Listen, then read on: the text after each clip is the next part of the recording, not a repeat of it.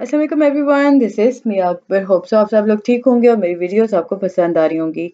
आज हम लोग EDU 406 का टॉपिक 177 करने जा रहे हैं। उम्मीद है कि आपको पिछले सारे टॉपिक समझ आ चुके होंगे। तो चलिए अपनी वीडियो करते हैं स्टार्ट। तो टॉपिक 177 है dialogic process and RP asynchronous discussion the theory. आज हम पढ़ेंगे एसिंक्रोनस डिस्कशन द थ्योरी के बारे में। कंटेंट बेस्ड है जी, थ्योरी ओरिएंटेड है। एसिंक्रोनस डिस्कशन जो होती है ये अलाउ करती है टीचर्स को कि वो रिफ्लेक्ट कर सके with the passage of time, या आप कह सकते हो कि वो प्रोड्यूस करती हैं कंट्रीब्यूशंस के अकॉर्डिंग रिफ्लेक्ट करती हैं। टीचिंग जो अगर हम देखें तो डायलॉजिक प्रोसेस को अकॉर्डिंग हम टीचिंग के लेवल पे जाए तो एसिंक्रोनस होता है। एसिंक्रोनस होता है कि इसमें हम एक्सपीरियंस और बिटवीन एक्सपीरियंस की बात करते हैं। एसिंक्रोनस डिस्कशन जो होता है वो थ्योरी ओरिएंटेड होता है। इसमें टीचर को अलाउ किया जाता है टाइम जिसके थ्रू वो रिफ्लेक्ट और प्रोड्यूस करती हैं अपनी कोलैबोरेशन को, कंट्रीब्यूशन को। फिर AD इन्वॉल्व करता है, एनेबल करता है टीचर को कि वो हायर ऑर्डर थिंकिंग स्किल्स को डेवलप कर सके, एनालाइज कर सके, सिंथेसाइज कर सके इंफॉर्मेशन को। AD अलाउ करता है स्टूडेंट्स को कि वो कॉन्सेप्चुलाइज कर सके टॉपिक को, इश्यूज को और मल्टीपल व्यू पॉइंट्स को। इसमें आपके पास थ्योरेटिकल फ्रेमवर्क में आ जाते हैं वाइगॉट्स्की सोशल कल्चर लर्निंग थ्योरी। अब इसके नज़दीक वाइगॉट्स्की के नज़दीक लर्नर एक्सपीरियंस जो था वो सोशल कल्चर लेवल के अकॉर्डिंग था और ये असेंशियल था इंटरनलाइजेशन ऑफ लर्निंग का। इसमें हम देखें तो इंटरप्ले कर रहा था ये कॉन्स्टेंट सोशल प्रोसेस को, ये इंडिविजुअल कॉग्निटिव डेवलपमेंट की बात कर रहा था। David experience based learning theory को अगर हम देखें तो इसमें आपके पास आता है कि जो एक्सपीरियंस होता है वो शेयर्ड होता है, रिकंस्ट्रक्ट किया जाता है रिफ्लेक्शन के थ्रू। रिफ्लेक्शन क्या है? ये हार्ट है जी नॉलेज कंस्ट्रक्शन प्रोसेस का। रिफ्लेक्टिव, अगर हम रिफ्लेक्टिव प्रैक्टिस की बात करते हैं तो इसे फ्रेम किया जाता है परप्लेक्सिंग और कंफ्यूज्ड एक्सपीरियंस के बिहाफ पे। हम अगर देखें तो इसमें डेलिब्रेशन और एक्शन को इंटीग्रेट किया जाता है। फिर भी आपके पास थ्योरी आती है holiday social symmetric perspective on learning. अब इसमें हम देखें तो लैंग्वेज जो है वो परफॉर्म कर रही है 3 मैक्रो फंक्शंस। अब वो क्या मैक्रो फंक्शंस हैं? आइडेशनल यानी एडिशनल, सॉरी, एक्सपेरिएंशियल हो गया, इंटरपर्सनल हो गया, टेक्स्ट फॉर्मेशन हो गई। लैंग्वेज जो होती है ये सोशली शेप करती है आपके एक्शंस को, ये आपके एक्सपीरियंस को शेप कर रही होती है। इसमें लैंग्वेज और डायलॉग दोनों बहुत अहम रोल अदा करते हैं। अब AD के अंदर देखिए तो प्रैक्टिस आ गया। इसमें आपको एसिंक्रोनस डायलॉग जो होता है उसे डिज़ाइन करना ज़रूरी हो जाता है। अब डिज़ाइन कैसे करते हो? आप मेंटोर की मदद से कर रहे होते हो, टीचर से बात करके थ्योरीज के अकॉर्डिंग आप डिज़ाइन कर रहे होते हो। फिर है जी एसिंक्रोनस डिस्कशन जो होती है वो लाइक इसमें देखें तो ये ओवर टाइम होती है, ये स्पॉन्टेनियस नहीं होती। इसमें ईमेल और टेक्स्ट की बात की जा रही होती है। इसमें आपको इंश्योर कराया जाता है लेवल ऑफ इंटरेक्शन को जो कि हाई रहना चाहिए। मोनोलॉजिक डिस्कोर्स हो रहा होता है इसमें, डायलॉजिक डिस्कोर्स के अकॉर्डिंग हम कंपेयर कर रहे होते हैं। इंटरपर्सनल डिस्कोर्स आप देखो तो अभी हमने बात की ना मोनोलॉजिक डिस्कोर्स की, तो वो टू वे एक्सचेंज होता है इंफॉर्मेशन और अंडरस्टैंडिंग का। इंटरपर्सन की अगर हम बात करें तो ये एक ऐसा प्रोसेस है जिसके थ्रू आप एडमायर करते हो, अंडरस्टैंड करते हो, कम्प्लीमेंट करते हो। लाइक इसमें अगर देखें तो मुख्तलिफ डिफिकल्टीज और उनके सोल्यूशन को आप ढूंढ रहे होते हो। इसमें आप सारी चीज़ें क्लासिफिकेशन कर रहे हो, इन्वेस्टिगेशन कर रहे हो, ये डिस्कशन की बिहाफ पर होती है। AD जो होता है ये एक ऐसा प्रोसेस है जिसके अंदर क्वेश्चनिंग तो हो रही होती है लेकिन इसके अंदर सिंबल्स यूज हो रहे होते हैं जो कि एक्सप्रेस करते हैं, रिस्पॉन्स शो कर रहे होते हैं, लाइक आपको चैलेंज कर रहे होते हैं, लेकिन ये स्पोर्टिव वे के अंदर हो रहा होता है। अगर हम बात करें इसमें कि जो अदर नीड होती है ना मॉडल के अंदर, वो होता है कि टीचर जो होती है वो टीच कर रही होती है आपके डिजायर्ड कोर्स को, AD के अकॉर्डिंग हो रहा होता है। फिर है जी फेब्रो एंड गैस 1998 उन्होंने रिवील किया था एक एस्टेब्लिश प्रोसेस जिसके अंदर significant others and dialogic course के बारे में बात की गई थी। इसकी बिहार पे देखा जाए तो इम्पोर्टेंट बात की गई थी कि जो RP है वो इनेबल करती है DD को, लाइक डायलॉजिक डिस्कोर्स को, और देन वो फोकस कर देती है प्रोडक्टिव मैनर्स के अकॉर्डिंग। 179 है डायलॉजिक डायरीज। डायलॉजिक डायरीज जो है ये ऐसी टाइप है जिसके अंदर रिफ्लेक्टिव जर्नल जो होता है वो टीचर के पास होता है। टीचर जो होती है वो RP के अकॉर्डिंग वर्क कर रही होती है, रिफ्लेक्ट कर रही होती है लर्निंग को और रिस्पॉन्स के अकॉर्डिंग जा रही होती है। फिर है जी रिस्पॉन्स की अगर हम बात करते हैं तो सिग्निफिकेंट आपके पास आएगा उसमें जो डायरी प्रोसेस हो गया, टीचर लिख रही होती है रेगुलरली बिटवीन टू हो गया, स्टूडेंट्स को भी डायरी लिखने का हुक्म मतलब कहा जा रहा होता है। इसमें डिफरेंट स्टेजेस हो जाती हैं। फर्स्ट है अनसर्टेनिटी की इनिशियल स्टेज है, इसमें हम राइटिंग जर्नल जो है वो अनसर्टेनिटी के अकॉर्डिंग है। इसमें पॉइंट जो है वो आरपी के अकॉर्डिंग वो एंगेज करना होता है, आप मेंटेन करते हो डायलॉजिक डायरीज को। इसके अंदर आप अनसर्टेनिटी के अकाउंट लिखते हो, लाइक इसमें लिखते हो कि कैसे लिखना है, किस तरह बेहतर लेके चलना है इस राइटिंग को। एंथुसिज्म ये एक ऐसा लेवल है जिसके अंदर आप ओवरकम करते हो रिफ्लेक्टिव प्रैक्टिसेस को। इसमें आप राइटिंग जर्नल्स की बात करते हो, शेयरिंग कर रहे हो, जर्नल्स की रिस्पॉन्स के अकॉर्डिंग चल रहे हो। फिर लैक ऑफ एंथुसिज्म स्टेज 3। सेकेंड में हमने कहा ना कि एंथुसिज्म है। अब अगर किसका लैक हो जाता है तो क्या होगा? जब डायलॉजिक डायरी एंगेज हो जाती है तो होता क्या है कि ये आपकी हैबिट बन जाती है। इसमें आपके पास एक सेंस आ जाती है आंथिसिज्म की। लाइक आप इसमें राइटिंग की बात करते हो, आप जर्नल लिखने के आदी हो जाते हो।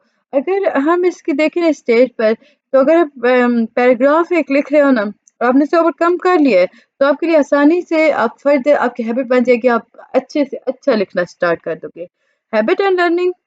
हैबिट एंड लर्निंग की अगर हम बात करें तो इसमें मोटिवेशन और रिफ्लेक्टिव प्रैक्टिशंस जो होते हैं वो इसमें पॉइंट मेंटोरिंग की बात करते हैं या मेंटरिंग की बात की जा रही है तो पॉइंट मेंशन किया जा रहा होता है, इसमें अवेयर किया जा रहा होता है, आपको कहा यह जा रहा होता है कि लाइक पावरफुल टूल के तौर पे आपके सामने लाया जा रहा होता है।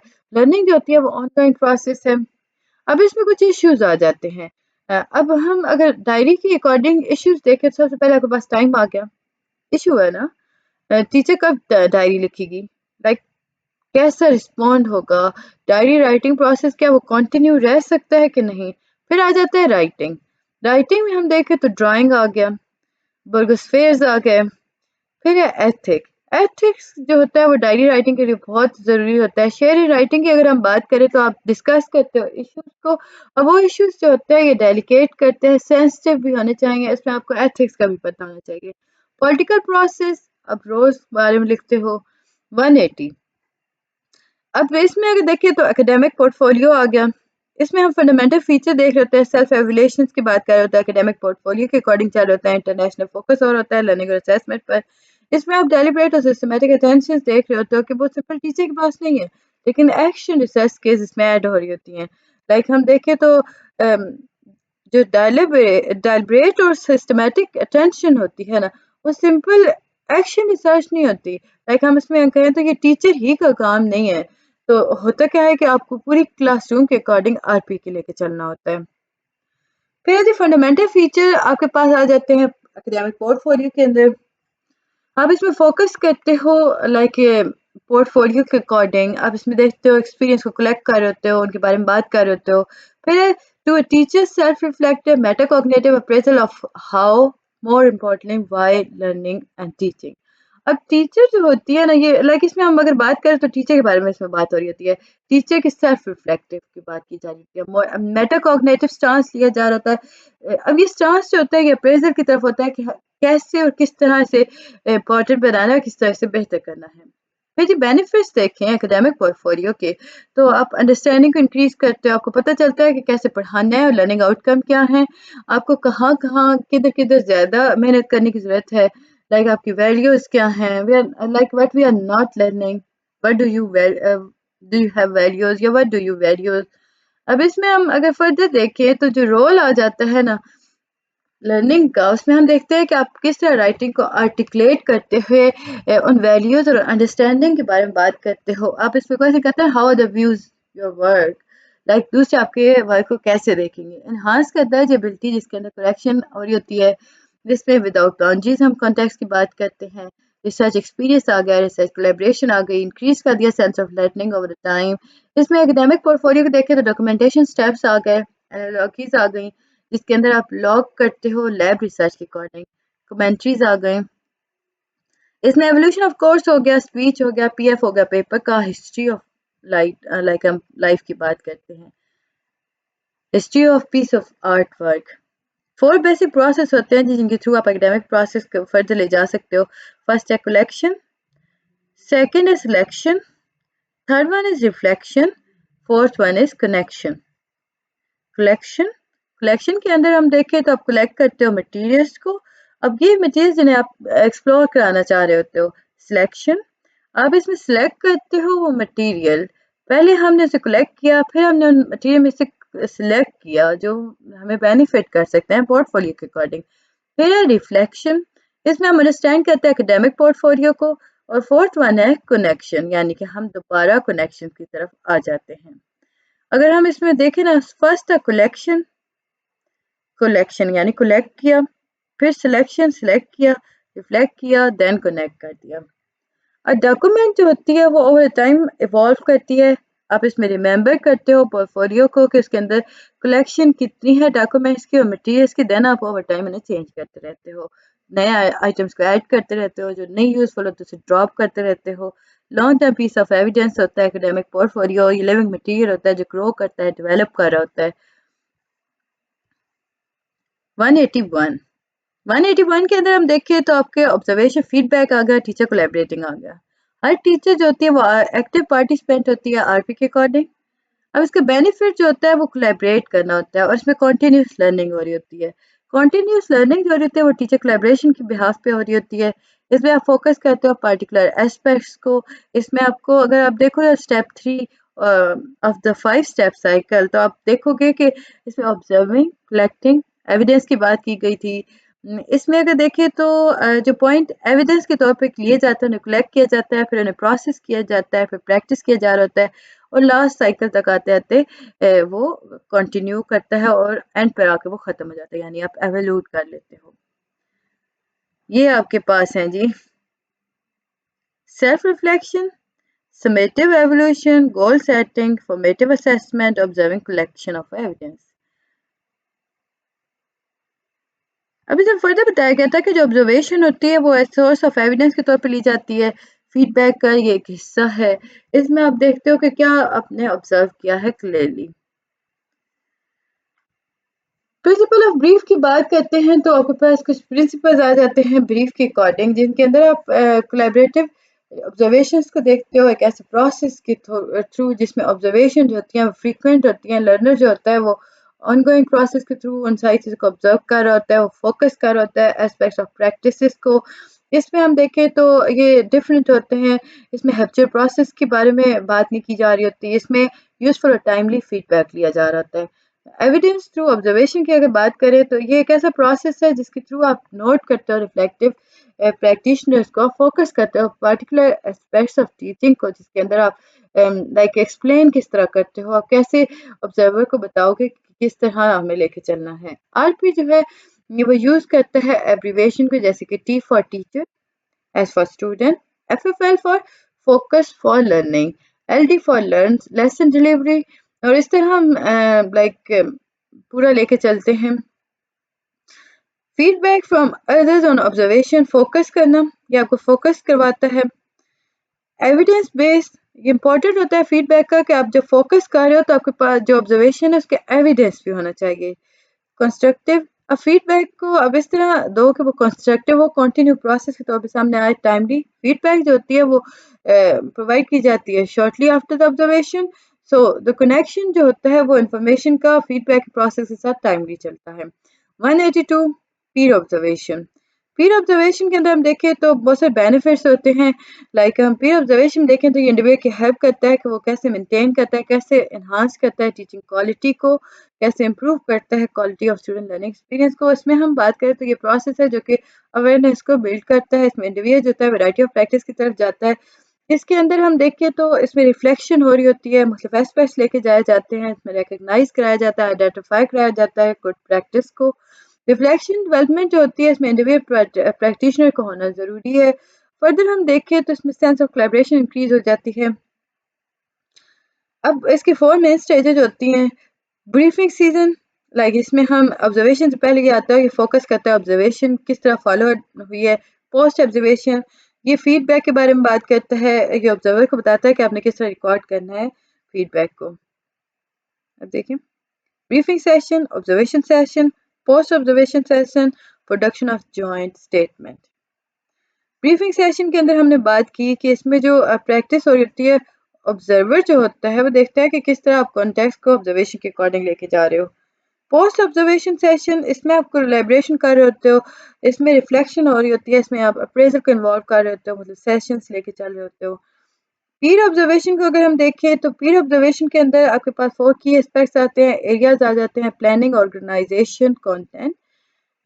अब इसमें देखें तो टीचिंग स्ट्रेटजी, रिसोर्सेज आ गई, प्रेजेंटेशन, मैनेजमेंट, असेसमेंट, मॉनिटरिंग आ गई। प्लानिंग की अगर हम बात करें या ऑर्गेनाइजेशन की या कंटेंट की, तो इसमें फोकस और होता है टीचिंग के पर्पस को क्लियरली बताया जा रहा होता है, अप्रिशिएट टर्म्स यूज हो रही होती है, एम, ऑब्जेक्टिव, आउटकम क्लियर कर दिया जाता है, यूज हो रहा होता है। टीचिंग के अगर हम पर्पस की बात करते हैं तो वो अप्रिशिएट होता है, नीड के अकॉर्डिंग होता है, एक्सपीरियंस के अकॉर्डिंग होता है, स्टूडेंट की एबिलिटी के अकॉर्डिंग हो रहा है। कंटेंट की अगर हम बात करें तो वेल रिसर्च होता है, अप टू डेट होता है, अप्रिशिएट कंटेंट यूज हो रहा है। टीचिंग स्ट्रेटजी और रिसोर्सेज के अंदर देखें तो ऑब्जर्वर जो होता है वो चेक करता है कि जो मेथड है वो अप्रिशिएट है कि नहीं, मेथड जो चूज किया वो स्टूडेंट के एबिलिटीज के अकॉर्डिंग है, उनकी नीड को फुलफिल कर रहा है या नहीं, मेथड जो चूज हुआ है उसमें इंटरेस्ट और पार्टिसिपेशन हो रही है या नहीं। प्रेजेंटेशन और मैनेजमेंट देखें तो इसमें ऑब्जर्वर जो होता है वो लुक करता है लाइक इफेक्टिव कम्युनिकेशन स्किल्स कितनी है बच्चे के पास, इसमें प्रेजेंटेशन आइडियाज क्या हैं, कॉन्सेप्ट्स क्या यूज हो रहे हैं, इंडिविजुअल टीचर क्वेश्चन स्टूडेंट को कैसे कर रही है, इफेक्टिव क्वेश्चन कर रही है या नहीं, स्टूडेंट कंट्रीब्यूशन कैसा है। फिर असेसमेंट और मॉनिटरिंग, इसमें जो ऑब्जर्वर होता है वो देखता है कि इंडिविजुअल टीचर जो है वो मॉनिटर लर्निंग कर रही है या नहीं, लेसन के पूरे उस अकॉर्डिंग। फिर इसमें हम एस्पेक्ट्स ऑफ टीचिंग कोर्स की बात करते हैं, आया वो कंटिन्यू यूज कर रही है फीडबैक का स्टूडेंट्स के अकॉर्डिंग, वो कंस्ट्रक्टिव वे में है या नहीं। 184 है आपके पास पीर ऑब्जर्वेशन। इसमें हम देखें तो ये एक ऐसा प्रोसेस है जिसके अंदर आप टीच करते हो पीर ऑब्जर्वेशन को, पॉट को, like POT, Pir observation of teaching. मुझसे वेज और होता है, बडी सिस्टम हो गया। इसमें हम कंसिडर करते हैं दो लोगों को, इसमें हम दो से ज़्यादा भी जा सकते हैं। इस प्रोसेस के अंदर हम क्या कर रहे थे, ऑब्जर्वेशन कर रहे थे, हम एग्री कर रहे होते हैं ऑब्जर्वर्स के एक्ट के तौर पर। लाइक इसमें आपके पास आ गया सर्कस। अब ये जो है कि उड़ के ऊपर आ गया, हम इसे वापस लाते हैं, नहीं जा रहा, लाइक इसे इस तरफ आना था, हम थोड़ा सा,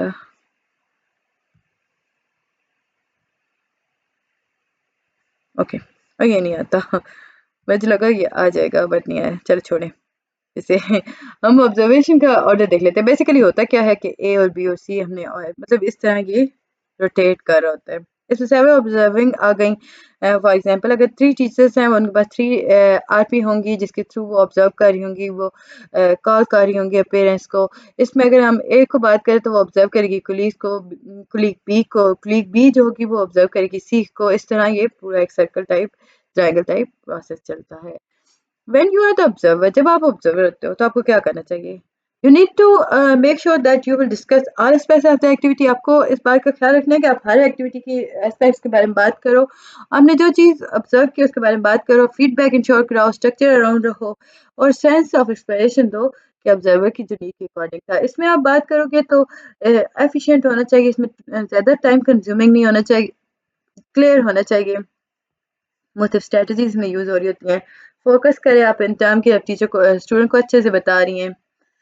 फर्दर जो आपके पास 185 आता है, what is lesson plan. Lesson study जो है ये एक कोर कोलैबोरेटिव ऑब्जर्वेशन टेक्निक है जिसके अंदर आप बात करते हो प्रैक्टिशनर्स जो यूज़ कर रहे होते हैं। लेसन स्टडी जो है एक प्रोफेशनल डेवलपमेंट प्रोसेस है जो कि जापानीज टीचर जो है जिसमें एंगेज करती हैं सिस्टमेटिकली एग्जामिन देयर प्रैक्टिस। अब गोल ऑफ लेसन देखा जाए तो वो इम्प्रूव करती हैं इफेक्टिवनेस, और ये हो रहा होता है एक्सपीरियंस के बिहाफ पे। वर्किंग ऑन स्टडी लेसन, इसमें अगर आप देखो तो रिसर्च एंड प्रिपरेशन आ गया। अब इसमें ग्रुप ऑफ टीचर जो होते हैं वो ज्वाइन करती हैं, डिटेल प्लान क्रिएट कर रही होती हैं स्टूडेंट लेसन प्लान के अकॉर्डिंग। इम्प्लीमेंटेशन हो रही होती हैं, टीचर जो हो रही होती है वो स्टडी लेसन को टीच कर रही होती है और क्लासरूम के अंदर हो रही होती है, इसमें ग्रुप मेंबर जो होता है देख रहे होते हैं। रिफ्लेक्शन एंड इम्प्रूवमेंट आ गया। सेकंड इम्प्लीमेंटेशन एंड रिफ्लेक्शन आ गया। दो इसमें फर्दर स्ट्रेटजीज यूज हो रही होती हैं, हम उन स्ट्रेटजीज को भी देख लेंगे। कॉमन टूल आपके पास क्या आ गया? ओके, हम यहाँ पे बहुत आगे भाग गए हैं। इसमें हम अगर फर्दर देखें तो आपके पास आता है backbone of the study lesson plan. Lesson plan क्या है? बेसिकली ये बैकबोन होता है। इसमें टीचिंग टूल आ गया, डिफाइन करते हैं कि आप क्या पढ़ाना चाहते हो, किस अंदाज में चलेंगे, कौन सी रिसोर्सेज आप यूज़ करेंगे इस लेसन को ख़त्म करने में। कम्युनिकेशन टूल देखा जाए तो ये कन्वे करता है कि मेंबर ऑफ ग्रुप्स को आप किस तरह लेके चलते हो, थिंकिंग क्या है टीचर की जो प्लान कर रही है लेसन को। ऑब्जर्वेशन टूल ये गाइड करता है कि आप किस तरह लेसन को लुक फॉर करते हो, लाइक इसमें ऑब्जर्वेशन क्या कर रहे हो, शेयर ऑब्जर्वेशन कैसी है। 186 186 के अंदर हम देखें तो आरपी जो होता है वो लर्निंग कर रहा होता है लेसन स्टडीज़ के अकॉर्डिंग। हम इसमें बात करते हैं कि एलएस के अकॉर्डिंग जो पावरफुल टूल है वो कोलैबोरेटिव ऑब्जर्वेशन है, और ये आरपी ने हमें पहले क्लिक कर दी थी।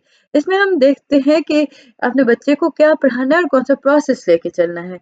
मुख्तलिफ वेज होते हैं इसमें, लाइक रिपोर्ट्स हो गई, पब्लिकेशंस हो गई। लेकिन यहाँ पे अगर देखें तो इनफॉर्मल किया जा रहा होता है, लेसन स्टडी ओपन हाउस को रोटेट किया जा रहा होता है टीचर्स को, लाइक वो डिफरेंट ग्रेड लेवल को पढ़ा रही होती हैं। न्यू स्ट्रक्चर सपोर्ट क्रिएट हो रहा होता है टीचिंग के लिए। अगर हम फोकस करें ना पासिंग ऑफ नॉलेज को, तो इसका मतलब ये है कि आप लेसन स्टडी फोकस कर रहे हो, आप स्टूडेंट को बता रहे हो कि किस तरह उसने लर्निंग करनी है। फिर है जी रिपोर्ट और पब्लिकेशन। ये एक और इम्पॉर्टेंट चीज़ है जिसे याद रखना है कि आप इसमें शेयर करते हैं नॉलेज को, like it's not just about including material lesson plan, but there need to be some sort of reflection there are of the discussion around the concentration of those plans, the motivation and the goal behind those। अच्छा, आप लोग कहो कि मैं फिर से इसे पढ़ना शुरू क्यों। रिपोर्ट्स एंड पब्लिकेशंस की अगर हम बात करते हैं तो इसमें होता क्या है कि आप सिंपल शेयर नहीं कर रहे हो नॉलेज, बल्कि इसमें आप बता रहे होते हो कि लेसन क्या है, आप देख रहे होते हो कि नीड क्या है स्टूडेंट की, आपको किस चीज़ को डिस्कस करना है, किस तरह कंस्ट्रक्ट करना है अपने लेसन प्लान को, किस तरह आपने गोल सेट करने हैं और किस तरह उन गोल्स के अकॉर्डिंग बच्चों को मोटिवेट करना है। आउटसाइड ऑब्जर्वर्स देखा जाए तो ये लाइक ये यूजफुल होता है लेसन स्टडी ग्रुप के लिए कि आपके पास आउटसाइड ऑब्जर्वर हो। ये जो होते हैं ये basically three basic benefits provide कर होते हैं। अब वो है कि individual can give different perspective. Outside observer जो होता है वो प्रोवाइड करता है additional information, new ideas. Observer जो होता है वो शेयर करता है वर्क को, लेसन्स को, लाइक दूसरे लेसन्स भी इसमें आ रहे होते हैं। ओपन हाउस, अगर हम जापान की बात करते हैं तो आपके पास ओपन हाउस आता है जहाँ पे इंडिविजुअल टीचर जो होती है वो अपने शेयर करती है लेसन्स को स्टडी वर्क के अकॉर्डिंग, और ये स्कूल के विद अदर स्कूल, लाइक वो दूसरे स्कूल के साथ वो अपने स्टडी लेसन प्लान को शेयर कर रही होती है, और ये गुड प्रैक्टिस होती है। रोटेशनल ऑफ टीचिंग की बात करें तो टीचर जो होती है वो इसमें ग्रेड लेवल के अकॉर्डिंग रोटेट हो रही होती है।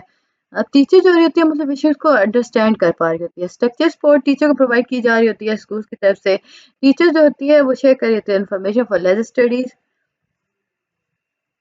उम्मीद है कि आपको ये सारी चीज़ें समझ आई होंगी। मिलते हैं नेक्स्ट वीडियो में, तब तक के लिए अल्लाह हाफिज।